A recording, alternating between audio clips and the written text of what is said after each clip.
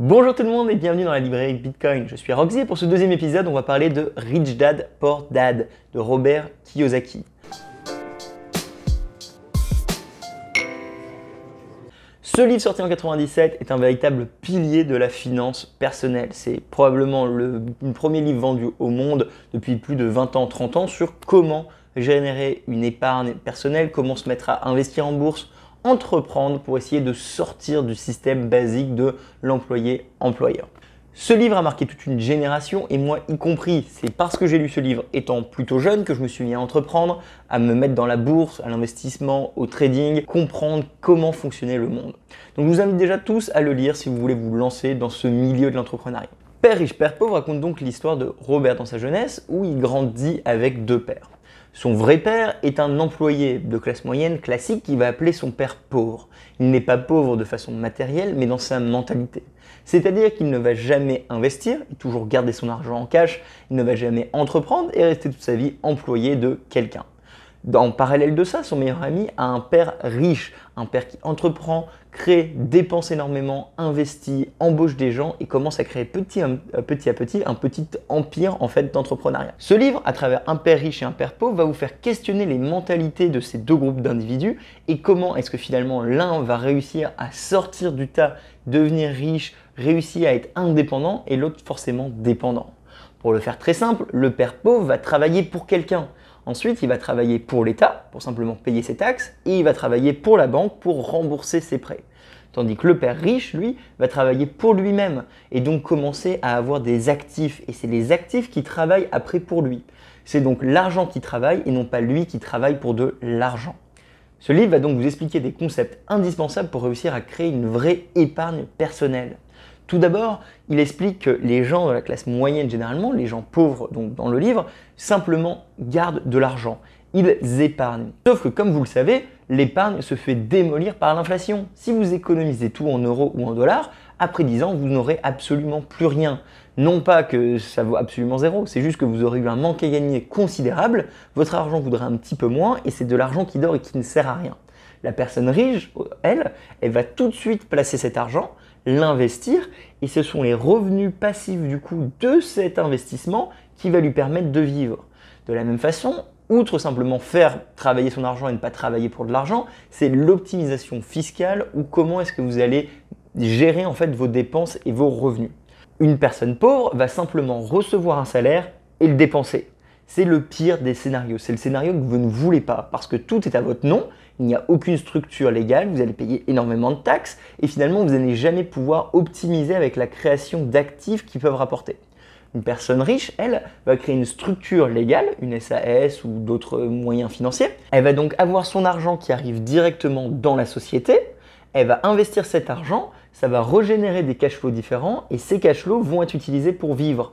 D'un coup, il y a une optimisation qui est réalisée qui va faire que vous allez d'abord vous payer vous-même avant de payer des taxes. Vous allez pouvoir réinvestir sans forcément devoir cash out systématiquement. Vous allez avoir des cash flows réguliers qui vont se mettre à grossir pour que dans les moments durs, vous puissiez aller piocher dans ces réserves et non pas directement prendre dans votre compte principal. C'est très important que au début de votre carrière, au début de votre vie d'entrepreneur, peu importe quel âge vous avez, vous réfléchissiez bien aux conséquences légales de ce genre d'activité. Si vous créez des structures, vous allez sûrement vous en sortir beaucoup mieux de faire tout à compte propre. Alors évidemment, ça va changer en fonction de la quantité d'argent que vous avez, de votre ambition, de où est-ce que vous en êtes dans votre vie d'entrepreneur, etc. Mais c'est des choses qui doivent être réfléchies et c'est super important. La troisième grosse règle que le livre m'a appris, et il y en a 10, donc forcément vous avez intérêt à plutôt l'acheter et le lire vous-même, c'est que les maisons, l'immobilier, votre maison principale où vous vivez n'est pas un actif. C'est une contrainte. J'essaie de l'expliquer à tout le monde dans mon entourage et franchement c'est une notion que les Américains comprennent tout de suite mais les Français on a du mal. Si jamais vous prenez de l'argent à la banque, donc vous vous endettez pour acheter une maison sur 20 ans, 30 ans et vous habitez dedans, cette maison est horrible pour votre finance personnelle. Ça va être un désastre, simplement parce que maintenant que vous êtes endetté, vous devez de l'argent à la banque, cette maison ne vous apporte absolument rien, vu que vous vivez dedans, c'est-à-dire qu'il n'y a pas de loyer qui tombe, vous êtes bloqué avec, et en plus vous avez des réparations assez régulièrement, vous avez des taxes dessus et vous avez votre coût de vie. Finalement, ce que vous avez fait, c'est simplement que vous êtes endetté pour quelque chose qui ne rapporte rien. Au contraire, si jamais vous faites le même schéma mais avec un actif, c'est-à-dire une maison que vous allez louer, des appartements que vous allez retaper puis louer, on change complètement l'équation. D'un coup, ce n'est pas vous personnellement qui êtes endetté, vous avez sûrement créé une SCI. La SCI a de l'argent, va acheter de l'immobilier, le louer, il y aura des cash flows qui vont arriver, vous allez rembourser le prêt avec l'argent du coup des locataires et au bout d'un moment, vous allez pouvoir revendre ce bien pour aller sur un bien plus grand sans forcément payer de taxes en fonction de comment vous gérez la transition d'un bâtiment à un autre. Donc d'un côté, vous êtes endetté, vous êtes bloqué dans quelque chose qui ne vous rapporte absolument rien et au contraire vous devez dépenser pour le maintenir. Alors certes vous allez me dire je ne paye pas de loyer, mais objectivement c'est un mauvais placement financier. De l'autre côté, vous avez maintenant une structure qui peut vous permettre d'avoir de l'argent, payer certaines dépenses. Vous avez de l'argent qui tombe par un loyer régulièrement. Une fois que c'est remboursé, vous pouvez vendre, avoir une plus-value importante et tout de suite le réinvestir sans forcément payer de taxes en fonction du véhicule financier que vous utilisez. C'est deux façons complètement différentes de voir l'immobilier. Et beaucoup trop de personnes en France sont fanas de leur maison, et je suis désolé si c'est vous, mais c'est un constat qui doit être fait dans notre industrie. Comme on ne vous a jamais appris le pouvoir de l'argent, de l'intérêt, des placements financiers ou de la monnaie en général, beaucoup trop de personnes s'endettent pour finalement quelque chose qui ne rapporte rien. Votre maison est une dépense. Ce n'est pas quelque chose de positif pour vous, ou du moins pas au tout début. Au bout d'un moment, je peux comprendre que vous ayez envie d'avoir un petit chez vous. Mais ce petit chez vous, vous pouvez l'acheter avec d'autres investissements plus jeunes. Donc vous avez investi en bourse, vous investissez en Bitcoin et ce sont les revenus de cet investissement qui va vous permettre d'avoir le train de vie que vous souhaitez et non pas l'inverse. Sinon, vous n'allez jamais réussir à avoir des actifs. C'est la grande différence entre un père pauvre et un père riche, c'est que le père pauvre a plein de dépenses mais très peu d'actifs, tandis que le père riche a beaucoup d'actifs et pas beaucoup de dépenses. Et quand il a une dépense, il va piocher directement dans les revenus passifs des actifs via une société. Ça peut paraître un petit peu bizarre, mais je vous invite vraiment du coup à acheter Rich Dad Poor Dad pour avoir plus de détails. Il est évidemment disponible en français, Père riche, Père pauvre. Je vous mets les liens dans la description, toujours avec un petit lien d'affiche qui permet de contribuer à ce projet et faire que je peux continuer à grossir et vous proposer plus de contenu par rapport à la finance et comment être souverain et surtout indépendant financièrement de l'État. Parce que le jour où ça va péter, il n'y a que les gens qui ont déjà prévu leur retraite sans avoir l'État qui vont s'en sortir. Je suis désolé d'être comme ça, mais c'est vrai. Il ne faut pas attendre que l'État vous donne une retraite. Vous marchez sur la lune, les amis. Donc c'est très important que très rapidement, vous preniez en main votre propre épargne et que vous ne soyez pas dépendant d'un système. Pour conclure cette vidéo, il y a un truc très rigolo au début du livre, je vais vous le montrer, c'est ce petit graphe. Alors je le mettrai en grand à côté de moi. En gros, en 2013, il met un graphe donc, du QI, de l'impression monétaire des États, de 95 jusqu'en 2013. Et donc on voit qu'avant 2008, on était à peu près à 1 trilliard sur une courbe qui est très lente. Et depuis 2008, ils se sont mis à mettre la machine à imprimer à l'infini et ça explose.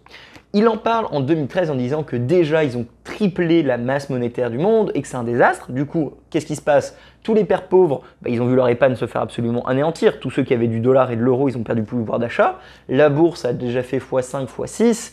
Vous le savez, tous les actifs ont explosé, l'immobilier également. Du coup, on est en train d'être dans un monde où tout accélère. On est dans un monde où la monnaie ne vaut plus rien et c'est une course à l'avant, une fuite vers l'avant pour avoir des vrais actifs rares. L'immobilier, vous le savez, a pris quasiment 20 ou 30% cette année.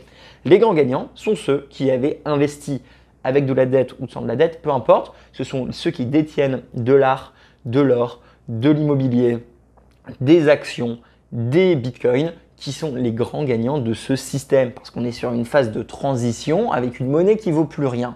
Donc c'est simplement la loi du marché. Donc c'est un choix que vous devez tous faire. C'est où vous commencez à bien vous éduquer, placer votre argent correctement pour prévoir ce genre de choc et de dévaluation constante de votre monnaie, ou vous ne le faites pas. Pourquoi je parlais de ce petit graphe? Simplement parce que depuis 8 ans, du coup maintenant en 2013, donc ouais, ça fait à peu près 10 ans, enfin un peu moins, 9 ans, on n'est plus à 3 trilliards, on est à 20 trilliards. Ça veut dire que, encore une fois, même à cette époque, c'était pas trop tard d'investir et vous auriez eu des très très bons retours. Par contre, si vous avez une mentalité qui continue à dire « je serai employé, je ne vais pas investir », vous êtes toujours dans le même scénario, voire pire, parce que maintenant l'immobilier vaut bien plus cher et vous ne pouvez plus vous permettre de l'acheter sans prendre énormément de dettes à une banque. Et en plus, bah, vous avez loupé 10 ans de bull market et d'explosion de tous les actifs. Ce système est pourri de l'intérieur. Enfin, je l'étudie depuis 10 ans, j'en profite, ça me permet de vivre et je ne suis pas à me plaindre, mais je peux que dire que ce système est nul, il est pourri. Ça appauvrit les plus pauvres et ça enrichit les plus riches. Et d'ailleurs, si on voudrait faire la critique, Robert est l'image type de ce système. C'est un homme qui a profité d'un crédit facile, c'est un homme qui a profité de l'impression monétaire, c'est un homme qui a pu investir en bourse et dans l'immobilier pendant les meilleures périodes. Aujourd'hui, il a littéralement besoin de rien faire et il sera toujours plus riche et plus riche. Son net worth est aujourd'hui de 800 millions à peu près, j'avais cru comprendre, dans un empire immobilier qu'il a pu construire grâce à ce même système que je considère complètement amoral. Mais à un moment, c'est le jeu les amis, et tant qu'on ne change pas la monnaie, on ne pourra pas changer ça. Donc vous avez deux choix, c'est ou on s'y intéresse tous, ou vous prenez votre responsabilité pour votre famille et votre épargne et votre futur, ou alors, j'ai envie de dire, have fun staying poor, ou alors vous ne faites pas ça. Mais peu importe ce que vous allez faire, sachez que le système va continuer vers cet extrême parce qu'on arrive à la fin ou une période de transition, on va dire, financière entre deux monnaies. C'est la fin de la monnaie dollar, c'est la fin de ce beau rêve du crédit facile et de l'impression monétaire. Il y a encore sûrement des très belles années à se faire, mais un jour ou un autre, ça va péter. Et c'est là où les personnes qui ont des vrais actifs s'en sortent. J'aimerais finir cette vidéo du coup par une citation de Warren Buffett qui disait « Si jamais tu n'es pas capable de garder ta société sans regarder le prix pendant 10 ans, tu ne devrais pas investir dans cette société. » Et je pense que c'est absolument incroyable comme phrase. Parce qu'en effet, le jour où ça pète, c'est probable, possible, que pendant plusieurs semaines, mois, allez, on va pas dire années, on va pas parler d'un vrai effondrement, hein, j'y crois pas trop personnellement à cette théorie. C'est possible que si vous avez investi, il va falloir énormément de conviction pour garder vos investissements, que ce soit en Bitcoin, que ce soit en immobilier, en or, en commodité ou alors en bourse. Donc n'allez pas investir dans ce que vous ne comprenez pas, investissez toujours dans ce que vous êtes serein de tenir pour 5 ans, 10 ans, 20 ans parce que vous comprenez qu'il vaut mieux avoir ça que de l'euro. Si vous pensez qu'il vaut mieux avoir de l'euro que rien d'autre, je vous laisse avec votre euro, ça ne me dérange pas. Personnellement, je garde le minimum possible en euros constamment.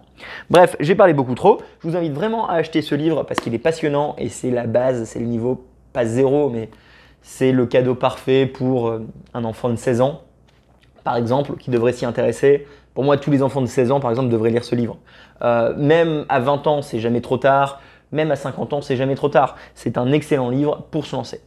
J'ai beaucoup trop parlé, j'espère que cette vidéo vous a plu, cette chronique vous plaît. Je vous vois la semaine prochaine pour une autre chronique et sinon littéralement dans quelques jours pour une autre vidéo. Je poste quasiment un jour sur deux sur Bitcoin, la finance, la souveraineté individuelle et l'importance de sortir du système financier traditionnel. Allez, je vous vois à très bientôt, je suis Roxy, merci de liker et partager. Si vous achetez le livre via mon lien, je vous en remercie énormément, ça aide à toute cette croissance. Bisous à vous, au revoir, vous êtes super. Salut!